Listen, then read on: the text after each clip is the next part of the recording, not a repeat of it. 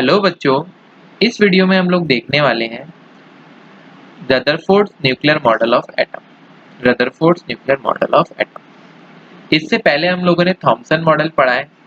अगर हम Thompson model की बात करें तो वो क्या कहता है कि अगर हम एटम को मान लें एक वाटरमेलन या फिर हम प्लम पुडिंग मान लें इसे, तो जिस तरीके से वाटरमेलन में क्या होता है, लाल रंग का जो पूरा उसका मटेरियल होता है, ठीक है, लाल रंग का जो खाने वाला पार्ट है उसको अगर हम क्या मान लें, प्रोटॉन, तो इलेक्ट्रॉन जो है उसके अंदर वो किस तरीके से हैं, जो बीज उसके अंदर मौजूद होते हैं पूरे के अंदर, उन बीजों की तरह मौजूद है, वो क्या है, इलेक्ट्रॉन।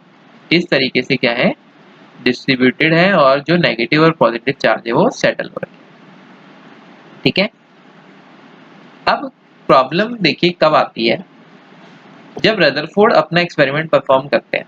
रदरफोर्ड और अपने स्टूडेंट्स के साथ मिलकर एक्सपेरिमेंट परफॉर्म करते हैं, हैंस गीगर एंड अर्नेस्ट मैंसन के साथ। वो क्या करते हैं बच्चों, अल्फा पार्टिकल्स लेते हैं, बहुत सारे अल्फा पार्टिकल्स उन्होंने लिए, यानी कि अगर हम बात करें हीलियम में से 2 इलेक्ट्रॉन निकाल लो, He2+, यही तो हमारे क्या होते हैं, अल्फा पार्टिकल्स, हीलियम 2+।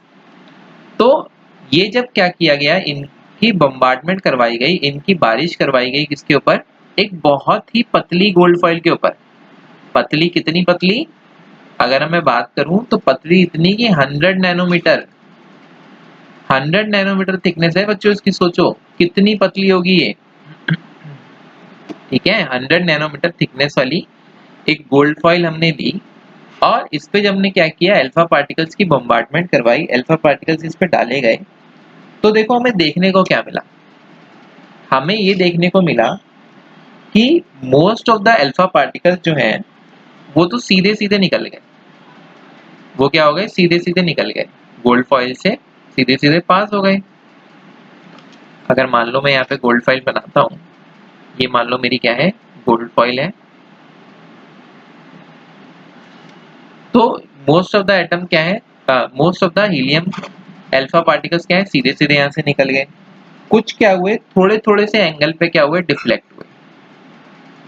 कुछ क्या हुए, थोड़े थोड़े एंगल पे क्या हुए, डिफ्लेक्ट हुए। जैसे अगर मैं बनाऊं, और तो ये यहाँ पर थोड़ा थोड़ा डिफ्लेक्शन इनमें देखने को मिला।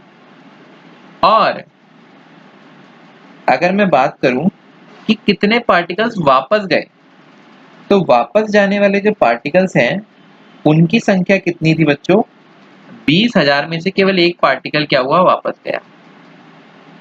20,000 में से केवल एक पार्टिकल क्या हुआ, वापस गया। 1 in 20,000, 1 in 20,000। अब देखो प्रॉब्लम कहाँ पे आई, प्रॉब्लम ये आई कि अगर हम थॉमसन मॉडल की ही मानते रहे, तो थॉमसन मॉडल तो क्या कह रहा है कि भाई प्रोटॉन है जो कि क्या है, पूरे के अंदर मौजूद है, और उसके अंदर क्या है, बीच बीच में इलेक्ट्रॉन है।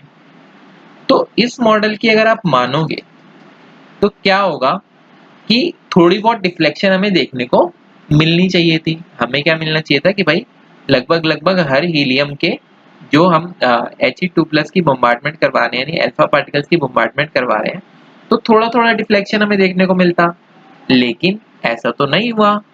हमारे साथ क्या हुआ, जैसे हमने इनकी बम्बार्डमेंट करवाई तो बहुत कम पार्टिकल्स क्या हुए, डिफ्लेक्ट हुए कुछ एंगल से, और जो मैक्सिमम पार्टिकल्स थे वो तो क्या हो गए, बिल्कुल सीधे सीधे निकल गए। बिल्कुल कैसे के निकल गए, सीधे सीधे निकल गए। और इनमें से भी क्या होगा, बहुत ही थोड़े से पार्टिकल्स, यानी कि 20,000 में से एक पार्टिकल ही केवल क्या हुआ, वापस गया। तो अब सोचो कि जैसा हमें थॉमसन ने बताया, जैसा कि थॉमसन के मॉडल ने हमें बताया, तो उसके अंदर क्या था, कुछ ना कुछ गड़बड़ तो रही होगी, तभी जो हमारा रिजल्ट है वो क्या मिल रहा है, हमें इससे अलग मिल रहा है। तभी जो हमारा रिजल्ट है वो क्या मिल रहा है, इससे अलग मिल रहा है। तो देखो क्या किया इन्होंने, पहले तो भाई इस एक्सपेरिमेंट को हम क्या कहते हैं, अल्फा पार्टिकल स्कैटरिंग एक्सपेरिमेंट भी कहते हैं। और अल्फा पार्टिकल्स की क्या की है, बम्बार्डमेंट की गई है, बीच में एक प्लेट लगाई गई है, लेड प्लेट, इसमें क्या है, होल है। इस होल से क्या हो रहा है, अल्फा पार्टिकल्स की बीम पास हो रही है, और ये दिखाया जा रहा है कि अलग अलग जगह पे किस तरीके से डिफ्लेक्शन हो रहा है। अब बच्चों यहाँ पे इस डिफ्लेक्शन को देखने के लिए हमने क्या लगा दिया, इस पे हमने फ्लोरोसेंट मटेरियल लगा दिया। फ्लोरोसेंट मटेरियल वही हमारा जिंक सल्फाइड, वो हमने लगा दिया। तो क्या होगा, जैसे ही ये पार्टिकल्स क्या होंगे, टकराएंगे, तो क्या होना शुरू हो जाएगा, वो चमकना शुरू हो जाएगा। अब जैसे वो चमकने लगेगा तो हम लोगों को तुरंत मालूम चल जाएगा कि भाई यहाँ पर क्या है हमारे पास, यहाँ पर हमारे पास ये हीलियम के जो पार्टिकल्स हैं वो क्या हुए हैं, आके टकराए हैं। ठीक है, क्योंकि ये पार्टिकल्स हम देख तो सकते ही नहीं है, तो इसीलिए हमने क्या लगा रखा है यहाँ पे, फ्लोरोसेंट मटेरियल, जो कि क्या है, चमकने वाला पदार्थ। अगर किसी को अभी भी इसमें डाउट है कि थॉमसन मॉडल क्या है या फ्लोरोसेंट मटेरियल क्या होता है, तो पीछे वीडियोस की प्लेलिस्ट बनी हुई है, उसमें वो जाके बच्चे थॉमसन मॉडल को भी देख सकते हैं और फ्लोरोसेंट मटेरियल को भी देख सकते हैं। फिर देखिए यहाँ पर ये experiment beam of alpha particles थी। अभी जो अल्फा पार्टिकल्स की बीम है, इसमें से क्या हो रहा है, मोस्ट ऑफ द तो क्या हो गए, सीधे सीधे निकल गए, ये सीधे सीधे निकल रहे हैं मोस्ट ऑफ द तो, और बहुत कम पार्टिकल्स क्या है, थोड़ा थोड़ा एंगल पे डिफ्लेक्ट हो रहे हैं, ये हुआ, ये डिफ्लेक्ट हुआ, ठीक है, और ये डिफ्लेक्ट हुआ, इस तरीके से डिफ्लेक्शन। और कोई 20,000 में एक ऐसा है जो कि क्या हो रहा है, वापस चला जा रहा है। ठीक है, यानी कि क्या हो रहा है, 180 डिग्री से बाउंस बैक हो रहा है। तो इन सब चीजों के बेसिस पे कुछ ऑब्जर्वेशन इन्होंने निकाली, पर उससे पहले हम ये जान लेते हैं कि भाई कौन सी स्ट्रीम थी पार्टिकल की, किस तरीके की स्ट्रीम थी पार्टिकल की। वैसे मैं आप लोगों को बता चुका हूँ, लेकिन फिर भी एक बार हम देख लेते हैं। स्ट्रीम हमने किसके लिए, मतलब हमने पार्टिकल्स के लिए हाई एनर्जी अल्फा पार्टिकल्स, ठीक है, और किससे, from a radio active source. Radio active source भी हम बहुत अच्छे से डिस्कस कर चुके होते हैं, जिसमें क्या होता है कि वो एमिट करता है रेडिएशन। ठीक है, रेडियो एक्टिव सोर्स क्या होता है, जो कि क्या करता है, एमिट करता है रेडिएशन। यहाँ पे रेडिएशन कौन सी है, अल्फा पार्टिकल्स, और ये क्या है, डायरेक्ट किया गया किस पे, थिन फॉइल पे, जिसकी थिकनेस कितनी थी बच्चों, 100 नैनोमीटर, गोल्ड मेटल। ठीक है, गोल्ड मेटल की एक बहुत ही पतली सी परत हमने काटी है। Thin gold foil had a circular fluorescent zinc sulphide, उस पे क्या लगाया हमने, पीछे जिंक सल्फाइड की कोटिंग लगाई हुई है स्क्रीन पे, जिससे कि क्या हो, अगर जो पार्टिकल्स हैं वो टकराएंगे पीछे, तो हम लोगों को मालूम चल जाए किससे, एक फ्लैश ऑफ लाइट उस पे आएगा। क्या आएगा, एक फ्लैश ऑफ लाइट। तो वही चीज, भाई ये जो एक्सपेरिमेंट था वो क्या था, इसके रिजल्ट अनएक्सपेक्टेड थे, क्योंकि जो हमें थॉमसन मॉडल बता रहा था वो तो कुछ और ही बता रहा था। ठीक है, तो कुछ ऑब्जर्वेशंस यहाँ पे बनाई गई। अब उन ऑब्जर्वेशंस को हम जरा सा देख लेते हैं कि क्या क्या ऑब्जर्वेशन रदरफोर्ड मॉडल की थी। देखिए, most of the alpha particles, ज्यादातर जो अल्फा पार्टिकल्स थे रदरफोर्ड के मॉडल में, वो क्या हो गए, सीधे सीधे पास हो गए अनडिफ्लेक्टेड। और बहुत थोड़े से जो अल्फा पार्टिकल्स थे वो क्या हुए, डिफ्लेक्ट हुए कुछ एंगल से। और बहुत बहुत कम अल्फा पार्टिकल्स, यानी कि अगर हम अप्रोक्सीमेटली ले तो 20,000 में से केवल एक क्या हुआ, बाउंस बैक हुआ, यानी कि वो डिफ्लेक्ट हुआ कितने डिग्री से, नियरली 180 डिग्री, लगभग लगभग 180 डिग्री से। तो इन सब चीजों के बेसिस पे बच्चों कुछ कंक्लूजन रदरफोर्ड ने निकाले। अब वो क्या कंक्लूजन निकाले, जरा सा हम उन कंक्लूजन्स को देख लेते हैं। देखो, एक तो रदरफोर्ड ने क्या बोला कि भाई ज्यादातर जो जगह एटम के अंदर है वो क्या है, खाली है। क्यों खाली है भाई, अगर वो खाली नहीं होती, अगर वो खाली नहीं होती तो ये सारे पार्टिकल सीधे सीधे क्यों निकल जा रहे हैं। क्योंकि देखो, हीलियम जो है, आप जानते हैं हीलियम के जो He2+ है, यानी कि अल्फा पार्टिकल्स हैं, इन पे पॉजिटिव चार्ज है बच्चों, और जो हमारा गोल्ड है उसमें जो पॉजिटिव चार्ज है, तो उसमें क्या होना चाहिए था, थोड़ी थोड़ी डिफ्लेक्शन होनी चाहिए थी ड्यू टू रिपल्शन। भाई पॉजिटिव और पॉजिटिव चार्ज क्या करेंगे, एक दूसरे को रिपेल करेंगे, तो रिपल्शन होनी चाहिए थी। लेकिन ऐसा तो हमें कुछ देखने को मिला ही नहीं। ठीक है, बहुत कम रिपल्शन हो रही थी, बहुत कम पार्टिकल्स ऐसे जो डिफ्लेक्ट हो रहे थे। ठीक है, और 20,000 में से केवल एक पार्टिकल वापस जा रहा था, और बाकी पार्टिकल्स क्या हो जा रहे थे, सीधे सीधे निकल जा रहे थे। तो इसीलिए उन्होंने क्या बोला कि भाई ज्यादातर जो स्पेस है एटम में वो तो खाली है। ठीक है, और जो few positively charge alpha particles थे वो क्या हो रहे थे, डिफ्लेक्ट हो रहे थे, हमने देखा। तो इसके बेसिस पे उन्होंने बताया, उन्होंने क्या बोला कि एक बहुत थोड़ी सी जगह है जरूर एटम के अंदर जहां पे क्या है, बहुत ज्यादा रिपल्सिव फोर्स है।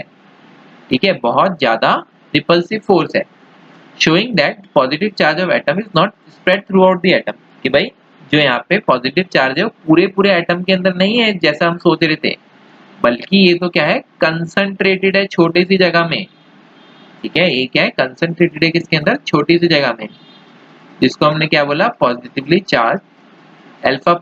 अब देखो यहाँ पे in a very small volume that repel, जो कि क्या कर रहा है, रिपेल कर रहा है किसको, डिफ्लेक्ट कर रहा है किसको, पॉजिटिवली चार्ज अल्फा पार्टिकल्स को।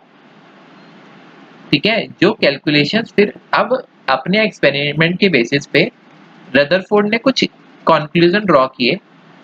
अब वहां पर उन्होंने एक वैल्यू भी दी, किस चीज की वैल्यू दी, कि एटम का साइज कितना होना चाहिए, और हम बात करें किसका, न्यूक्लियस का साइज कितना होना चाहिए। न्यूक्लियस आप लोगों को पता है किससे बना हुआ है, प्रोटॉन से और न्यूट्रॉन से। ठीक है, अभी अभी के लिए आप प्रोटॉन मान सकते हो जब तक हम रदरफोर्ड मॉडल पढ़ रहे हैं। तो यहाँ पर देखो एटम का साइज कितना है, 10 to the power -10 metre. Atom का साइज कितना है, 10 टू द पावर -10 मीटर। और न्यूक्लियस का साइज कितना है बच्चों, न्यूक्लियस का साइज है 10 to the power -15 metre, 10 to the power -15 metre. अब अगर आप लोगों को इस तरीके से समझने में परेशानी आ रही हो, तो आप ऐसा एज्यूम कर सकते हो बच्चों कि मान लो ये क्या है, हमारा एक क्रिकेट ग्राउंड, ये हमारा क्या है, क्रिकेट ग्राउंड। और इस ग्राउंड के अंदर अगर मैं एक बॉल ले लूं, तो ये बॉल को आप एज्यूम कर लो कि ये क्या है बच्चों, न्यूक्लियस। और ये जो पूरा ग्राउंड है ये हमारा क्या है, एटम। अब समझ में आ गया होगा आप लोगों को कि कितना बड़ा साइज का डिफरेंस है। मुझे उम्मीद है कि आप लोगों को इस वाली चीज में कोई डाउट नहीं होगा कि साइज का डिफरेंस कितना बड़ा है। ठीक है, चलो फिर हम आगे बढ़ते हैं अपने टॉपिक पे। अभी जो ऊपर ऑब्जर्वेशन और कंक्लूजन हमने दिए बच्चों, इसके बेसिस पे रदरफोर्ड ने क्या बनाया, अपना न्यूक्लियर मॉडल ऑफ एटम बनाया। क्या बनाया, अपना न्यूक्लियर मॉडल ऑफ एटम। और उन्होंने कुछ बात बोली, क्या क्या बात बोली। एक तो उन्होंने बोला कि जो पॉजिटिव चार्ज है और जो मास है किसका, एटम का, वो क्या है, कंसंट्रेटेड है बच्चों। वो क्या है, कंसंट्रेटेड है, बहुत छोटी सी जगह में है। किसमें है, बहुत छोटी सी जगह में है, जिसको अभी हमने पीछे क्या बोला बच्चों, न्यूक्लियस। ठीक है, जिसको हमने अभी पीछे क्या बोला, न्यूक्लियस। दूसरा जो कंक्लूजन निकलता है, दूसरा कंक्लूजन क्या निकला, मतलब दूसरा जो इन्होंने स्टेटमेंट दी, वो क्या स्टेटमेंट दी कि जो न्यूक्लियस है वो क्या है, इलेक्ट्रॉन से घिरा हुआ है, जो कि क्या करते हैं बच्चों, इसके अराउंड क्या होते हैं, चक्कर लगाते हैं। जैसे मान लो अगर ये मैं बना रहा हूँ न्यूक्लियस को, तो इसके अराउंड चारों तरफ कौन चक्कर लगा रहा है बच्चों, इलेक्ट्रॉन। चारों तरफ कौन चक्कर लगा रहा है, इसके इलेक्ट्रॉन्स। से मान लो यहाँ पे इलेक्ट्रॉन्स है, तो ये क्या कर रहे हैं, इसके चारों तरफ चक्कर लगा रहे हैं। इस तरीके से उन्होंने बोला। ठीक है, अब रदरफोर्ड ने जो बात बोली, तो ऐसा नहीं आप लोगों को लगता है कि भाई ये तो हमारे सोलर सिस्टम में भी होता है। सोलर सिस्टम में कैसे होता है भाई, अगर मैं बात करूं तो हमारे सोलर सिस्टम में क्या है, सन।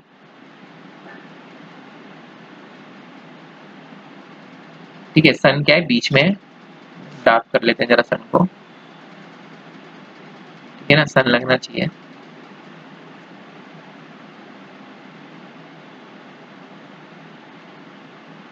हाँ, ठीक है।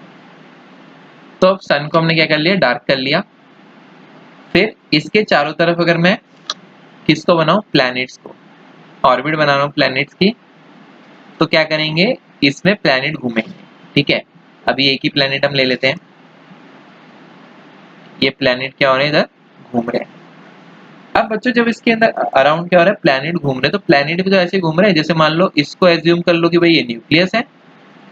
इसको एज्यूम कर लो कि क्या ये न्यूक्लियस है, और इसके अराउंड घूमने वाला प्लैनेट क्या है, इधर इलेक्ट्रॉन है। ठीक है, तो इसको हम क्या कर सकते हैं, यहाँ से इस तरीके से कंपेयर कर सकते हैं। फिर तीसरी स्टेटमेंट क्या थी कि इलेक्ट्रॉन्स और जो न्यूक्लियस है, इलेक्ट्रॉन्स और न्यूक्लियस में क्या है बच्चों, इलेक्ट्रोस्टैटिक फोर्स ऑफ अट्रैक्शन है। क्या है इनके बीच में? इलेक्ट्रोस्टैटिक फोर्स ऑफ अट्रैक्शन, जो कि सही भी बात है भाई। क्या होगा इनके बीच में? अट्रैक्शन तो होगा ही ना। एक पॉजिटिवली चार्ज है और एक नेगेटिवली चार्ज है, तो इनके बीच में क्या होगा? अट्रैक्शन होगा। मुझे उम्मीद है आप लोगों को रदरफोर्ड मॉडल समझ में आ गया होगा। अभी लेटर ऑन हम इसकी बात करेंगे कि इसके अंदर क्या क्या कमियां थी। इससे पहले हम एक इम्पॉर्टेंट कंसेप्ट को जरा समझ लेते हैं। इससे पहले जो हमारा इम्पॉर्टेंट कंसेप्ट है वो है बच्चों atomic number and mass number. Atomic number and mass number का, नंबर एंड मास नंबर एक एक करके देखते हैं कि दोनों का मतलब क्या निकल के आता है।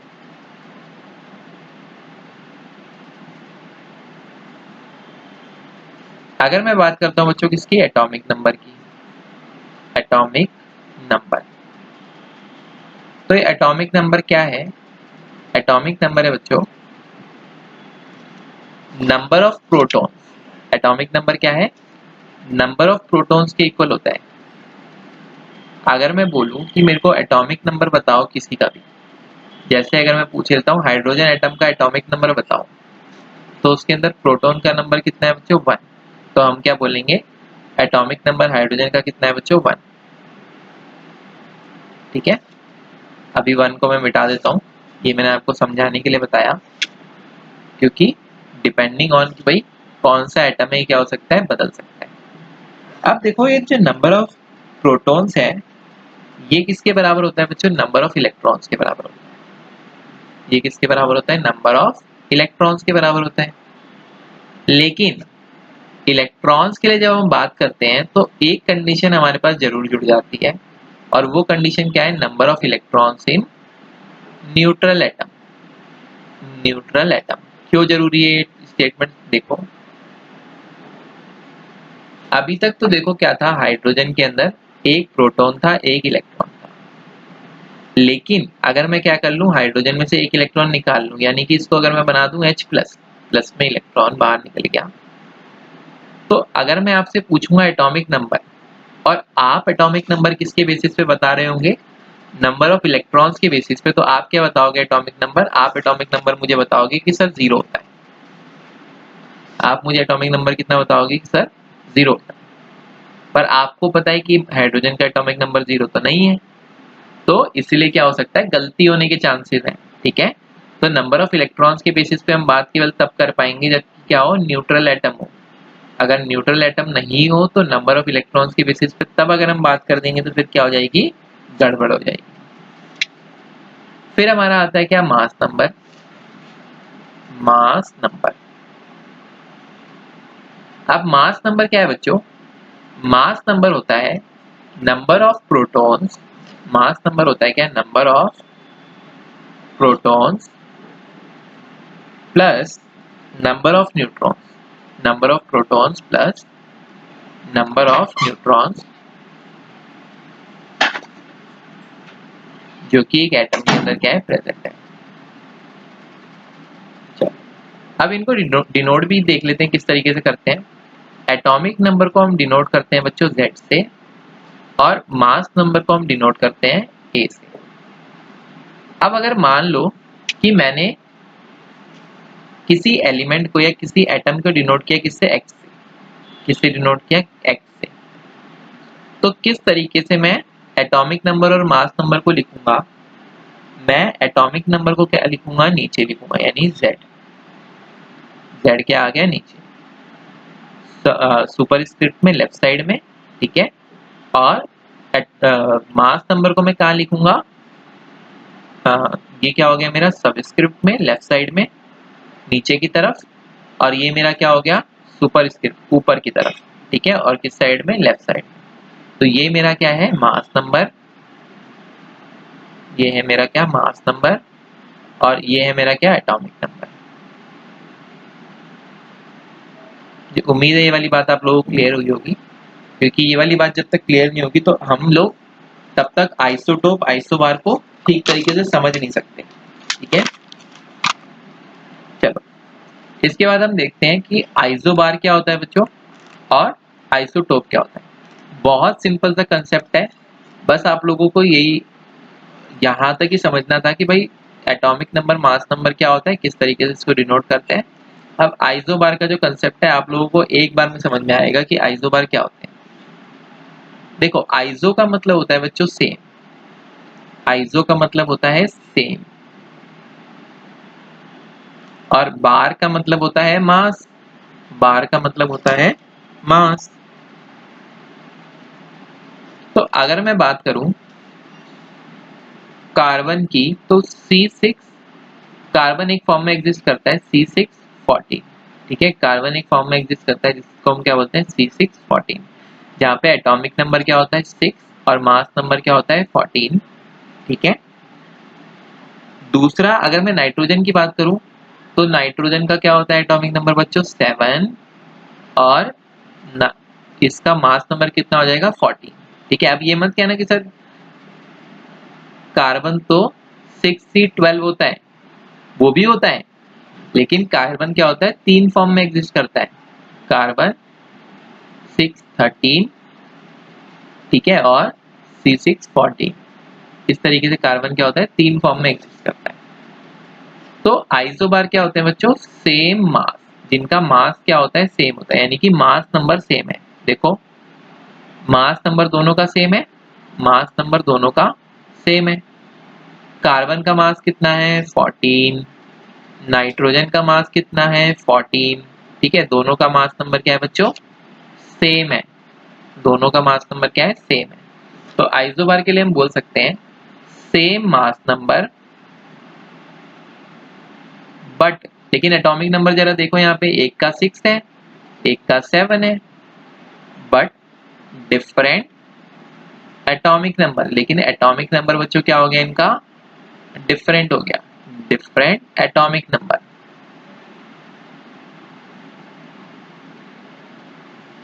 फिर हमारा कंसेप्ट आता है बच्चों आइसोटोप, फिर हमारा कंसेप्ट आता है किसका आइसोटोप। आइसोटोप को भी हम एक बार देख लेते हैं। आइसो वही फिर बात सेम, ठीक है, और टोप आइसोटोप इसमें क्या होगा, हम किसकी बात करते हैं बच्चों, इसमें हम बात करते हैं सेम एटॉमिक नंबर की, सेम एटॉमिक नंबर की, ठीक है। तो मैं क्या बोलूंगा सेम एटॉमिक नंबर है, same atomic number but different mass number, different mass number, different mass number. जरा मुझे एक बात बताओ, अभी हमने जो ऊपर लिखा कार्बन की 3 फॉर्म लिखी ना भाई हमने, इसी को अगर मैं नीचे उठा के लिख दूं C612,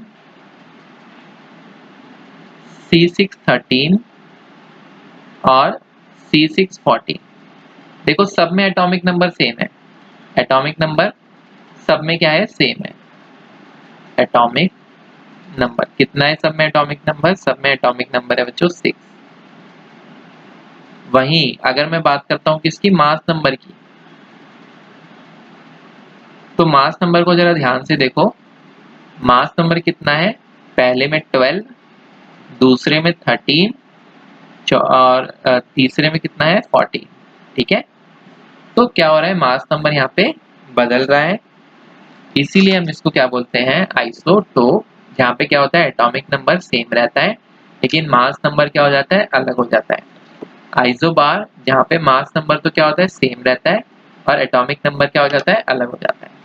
चलो एक दो क्वेश्चंस देखते हैं इस टॉपिक के, ताकि हमें और भी ज्यादा क्लैरिटी आ जाए। अगर मैं ब्रोमीन लेता हूँ Br35 Br80 ले लिया मैंने, और मैंने आपसे पूछा कि बताओ नंबर ऑफ प्रोटॉन्स यहाँ पे कितने, नंबर ऑफ प्रोटॉन्स को फिलहाल के लिए मैं P से लिख रहा हूँ। नंबर ऑफ प्रोटॉन्स कितने हैं बच्चों, जितना एटॉमिक नंबर उतने ही नंबर ऑफ प्रोटॉन्स। फिर नंबर ऑफ इलेक्ट्रॉन्स, इलेक्ट्रॉन्स को मैं E माइनस से लिख रहा हूँ। इलेक्ट्रॉन्स कितने हो जाएंगे बच्चों, इलेक्ट्रॉन्स हो जाएंगे हमारे, क्योंकि ये न्यूट्रल स्पीशीज है, इस पे कोई चार्ज तो नहीं है, ना तो पॉजिटिव ना ही कोई नेगेटिव चार्ज है, तो इसमें इलेक्ट्रॉन्स का नंबर भी किसके बराबर हो जाएगा बच्चों, प्रोटॉन के नंबर के। फिर न्यूट्रॉन को मैं N से लिख रहा हूँ, न्यूट्रॉन का नंबर, हम जानते हैं कि जो हमारा मास नंबर है बच्चों, ये किस किस से मिला हुआ है, number of protons plus number of neutrons. तो जरा ध्यान से देखो, अगर मैं लिखूं इधर P plus N is equals to 80, तो P हमारे पास कितना है बच्चों 35 प्लस में n इज इक्वल्स टू 80, तो n हमारा कितना आ जाएगा बच्चों 80 माइनस 35 यानी कि 45 आ जाएगा। तो नंबर ऑफ न्यूट्रॉन्स कितने हैं ब्रोमीन में बच्चों 45। चलो एक क्वेश्चन और देख लें। क्वेश्चन है जो नंबर ऑफ इलेक्ट्रॉन्स प्रोटॉन्स और न्यूट्रॉन्स है एक स्पीशीज में, यानी कि अगर मैं बात करता हूँ इलेक्ट्रॉन्स का नंबर, फिर बात करता हूँ प्रोटॉन्स का नंबर, और फिर बात कर रहा हूँ किसका न्यूट्रॉन का नंबर, तो वो कितना दे रखा है बच्चों, इलेक्ट्रॉन दे रखे हैं 18, प्रोटॉन दे रखे हैं 16 और न्यूट्रॉन दे रखे हैं कितने 16। तो बोल रहा है बच्चों कि हमें क्या देना है, प्रॉपर सिंबल इसका बताना है। देखो नंबर ऑफ प्रोटॉन कितना है बच्चों 16, तो एटॉमिक नंबर कितना हो जाएगा 16। फिर अगर मैं बात करता हूँ किसकी, नंबर ऑफ मास नंबर की, तो मास नंबर कितना होता है बेटा, number of protons plus number of neutrons, तो 16 प्लस 16 यानी कि 32। और आप जानते हो जिसका एटॉमिक नंबर 16 होता है और मास नंबर कितना होता है बच्चों, मास नंबर 32 होता है, वो क्या होता है सल्फर। तो ये हो गया S1632, ठीक है। अब यहाँ पर क्या है, इलेक्ट्रॉन बच्चों कितने हैं 16 नहीं है, अगर 16 होते तो ये न्यूट्रल स्पीशीज होती, लेकिन 2 इलेक्ट्रॉन फालतू हैं, तो यहाँ पे क्या आएगा बच्चों नेगेटिव चार्ज, और कितना नेगेटिव चार्ज आएगा 2 यूनिट, ठीक है 16S32, और चार्ज कितना लगा इस पे सल्फर पे 2 नेगेटिव। मुझे उम्मीद है यहाँ तक आप लोगों को कंसेप्ट बिल्कुल समझ में आया होगा। हाँ, तो बच्चों अब हम लोग डिस्कस कर रहे हैं क्या, drawbacks of Rutherford model. Drawbacks of Rutherford model यानी कि रदरफोर्ड के मॉडल में क्या क्या कमियां थी जिसकी वजह से वो मॉडल क्या हो गया, रिजेक्ट हो गया। देखो बच्चों रदरफोर्ड ने क्या बताया था, रदरफोर्ड ने यही बताया था ना कि अगर हम क्या मान लें, इसको न्यूक्लियस मान लें, क्या मान लें, बीच में न्यूक्लियस हम एज्यूम कर लें, और इसके चारों तरफ क्या हो रहा है, इलेक्ट्रॉन चक्कर लगा रहे हैं, ऑर्बिट में क्या हो रहा है, इलेक्ट्रॉन चक्कर लगा रहे हैं। तो देखो प्रॉब्लम क्या है भाई, जब हम क्या बात करते हैं, जब हम बात करते हैं प्लैनेट्स की, तो प्लैनेट्स क्या है बच्चों, न्यूट्रल स्पीशीज। प्लैनेट्स क्या है, न्यूट्रल। प्लैनेट्स पे कोई भी चार्ज नहीं होता, ठीक है, प्लैनेट्स क्या है, न्यूट्रल, प्लैनेट्स पे कोई चार्ज नहीं होता। अब हमारे जो इलेक्ट्रॉन्स हैं इन पे तो क्या है, चार्ज है, इलेक्ट्रॉन्स हमारे क्या होते हैं बच्चों, negatively charge particles, negatively charge particles. तो अब देखो होता क्या है, जब इलेक्ट्रॉन क्या हो रहा है, चक्कर लगा रहा है, ये मान लो इलेक्ट्रॉन है हमारा, और जब ये इलेक्ट्रॉन क्या कर रहा है, यहाँ पे चक्कर लगा रहा है, तो जब भी क्या होता है कोई चीज चक्कर लगा रही है बच्चों, तो क्या होगा, भले ही हम उसको एक कांस्टेंट स्पीड दें, भले ही उसको हम क्या करें कांस्टेंट स्पीड दें, यानी कि एक्सीलरेशन को जीरो रखने की कोशिश करें, पर ऐसा प्रैक्टिकल नहीं हो पाएगा बच्चों। क्यों पॉसिबल नहीं हो पाएगा, क्यों प्रैक्टिकल नहीं हो पाएगा, जब भी क्या होगा डायरेक्शन चेंज होगी, भाई यहाँ पे था सीधा चला, जैसी डायरेक्शन चेंज हुई वेलोसिटी क्या हो जाएगी, चेंज हो जाएगी, जैसी डायरेक्शन चेंज हुई वेलोसिटी क्या हो जाएगी, चेंज हो जाएगी, जैसी डायरेक्शन चेंज हुई वेलोसिटी क्या हो जाएगी, चेंज हो जाएगी, जैसी डायरेक्शन चेंज हुई वेलोसिटी क्या हो जाएगी, चेंज हो जाएगी। अब इससे प्रॉब्लम क्या है, इससे प्रॉब्लम ये है कि जब क्या हो रहा है वेलोसिटी से डायरेक्शन चेंज हो रही है, तो इसका मतलब कहीं ना कहीं डायरेक्शन चेंज होने से क्या हो रहा है, वेलोसिटी चेंज हो रही है, तो एक्सीलरेशन है। अब एक्सीलरेशन जब है तो यहाँ पे बच्चों एक मैक्सवेल की इलेक्ट्रोमैग्नेटिक थ्योरी है, मैक्सवेल जो है उन्होंने एक इलेक्ट्रोमैग्नेटिक थ्योरी दी थी, और वो थ्योरी क्या कहती है हमसे कि अगर कोई भी जो चार्ज पार्टिकल है वो क्या हो रहा है बच्चों, एसिलरेट हो रहा है। अगर कोई भी चार्ज पार्टिकल क्या हो रहा है, एसिलरेट हो रहा है, तो वो क्या करता है बच्चों, रेडिएट करता है एमिशन, रेडिएट करता है एमिशन। क्या करता है, एमिशन रेडिएट करता है। ठीक है, वो क्या करेगा, रेडिएशन एमिट करेगा, कोई ना कोई रेडिएशन बाहर निकालेगा। वो क्या करेगा, कोई ना कोई रेडिएशन एमिट करेगा। अब बच्चों रेडिएशन आप लोगों को मालूम है कि एक फॉर्म ऑफ एनर्जी है। ठीक है, 3 फॉर्म ऑफ एनर्जी हम पढ़ते हैं, कंडक्शन, कन्वेक्शन और रेडिएशन। ठीक है, रेडिएशन एमिट कर रहा है बच्चों, तो ये फॉर्म ऑफ एनर्जी है। इसका मतलब एक चीज सोचो कि भाई जब एनर्जी वो लूज करता रहेगा, तो पहले तो क्या था, वो मान लो ऐसे घूम रहा था, इतनी बड़ी जगह में घूम रहा था।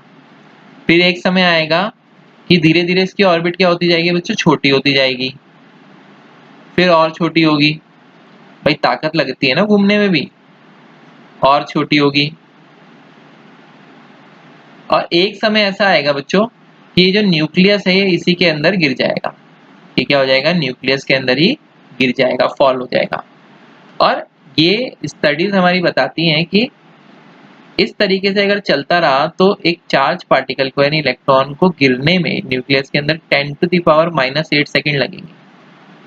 मतलब सोचो 1 सेकंड भी नहीं लगेगा, 1 मिली सेकंड भी नहीं लगेगा, सेकंड को छोड़ दो, 1 मिली सेकंड भी नहीं लगेगा, इतनी जल्दी वो गिर जाएगा उसके अंदर। लेकिन हम लोग तो जानते हैं कि इलेक्ट्रॉन तो क्या रहता है, फिक्स रहता है ऑर्बिट के अंदर। ठीक है, तो इलेक्ट्रॉन जो है ऑर्बिट के अंदर फिक्स है, तो इसका मतलब ये वाली चीज तो नहीं हो सकती जो हम अभी सोच के चल रहे हैं। उस वाली चीज में क्या है, कोई ना कोई तो अभी गड़बड़ मौजूद है। क्या गड़बड़ मौजूद है, देख लेते हैं उस गड़बड़ को। अब देखो ये जो गड़बड़ मौजूद है कि भाई इलेक्ट्रॉन क्या हो रहा है, रेडिएट करेगा और थोड़े समय में क्या हो जाएगा, will fall into nucleus, will fall into nucleus. लेकिन हम जानते हैं कि भाई एटम जो एग्जिस्ट करता है, एटम एग्जिस्ट करता है, उसके अंदर प्रोटॉन, न्यूट्रॉन, इलेक्ट्रॉन सब रखे हुए हैं। ठीक है, तो ये वाली चीज तो नहीं हो सकती कि ये फॉल हो जाएगा इसके अंदर। फिर अगर हम ऐसा कर लें कि भाई हमारा बीच में क्या है, न्यूक्लियस, तो आप लोगों के दिमाग में एक चीज आ रही होगी कि सर जरूरी थोड़ी है इलेक्ट्रॉन को घुमाना है।